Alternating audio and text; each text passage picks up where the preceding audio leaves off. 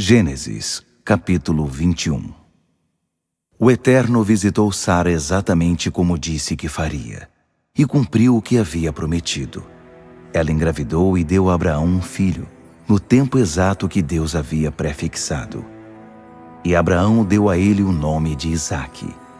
Quando o menino estava com 8 dias de vida, Abraão o circuncidou, como Deus havia ordenado. Abraão estava com 100 anos de idade, quando seu filho Isaque nasceu. Sara disse: Deus me abençoou com riso, e todos que souberem disso vão rir comigo.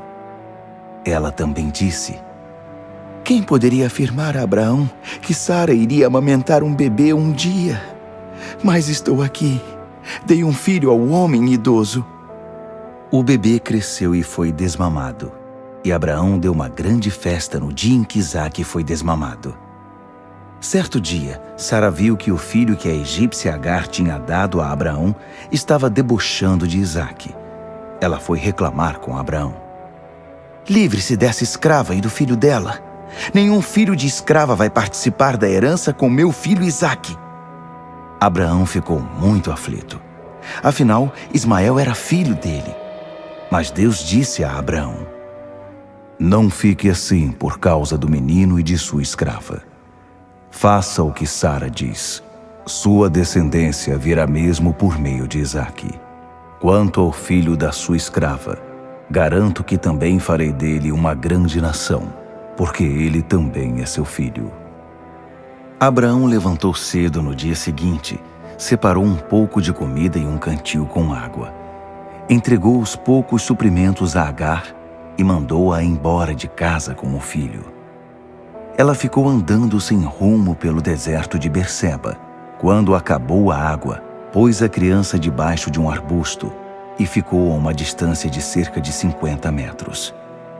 Dizia: Não aguento ver meu filho morrer.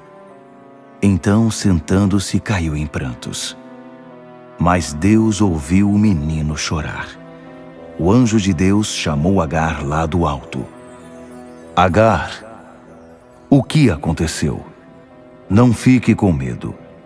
Deus ouviu o menino e sabe que ele está numa situação difícil. Agora levante-se, pegue seu filho e abrace-o. Vou fazer dele uma grande nação.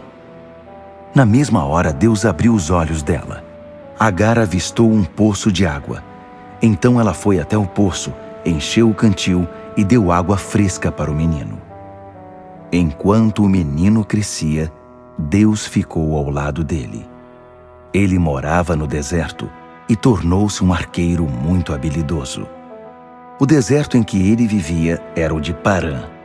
Sua mãe conseguiu para ele uma esposa do Egito. Por essa mesma época, Abimeleque e o comandante de suas tropas, Ficol, disseram a Abraão: Independentemente do que você fizer, Deus está do seu lado. Portanto, prometa-me que você não agirá com desonestidade para comigo, nem ninguém de minha família.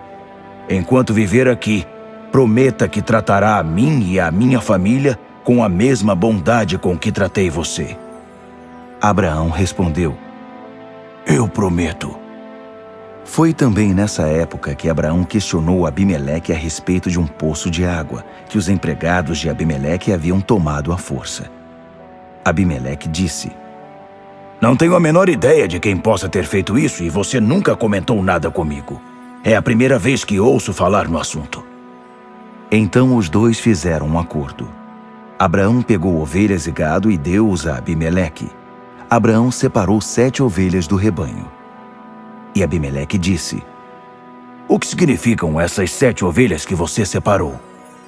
Abraão respondeu: Significa que quando você aceitar essas 7 ovelhas, você as aceitará como prova de que cavei este poço e de que ele é meu. Foi assim que o lugar passou a ser chamado Berseba, Poço do Juramento, porque ali os dois fizeram um acordo por meio de juramento. Tendo feito o acordo em Berseba, Abimeleque e Ficol, seu comandante, voltaram para o território filisteu. Abraão plantou uma tamargueira em Berseba e ali cultuou o Eterno, orando a Deus.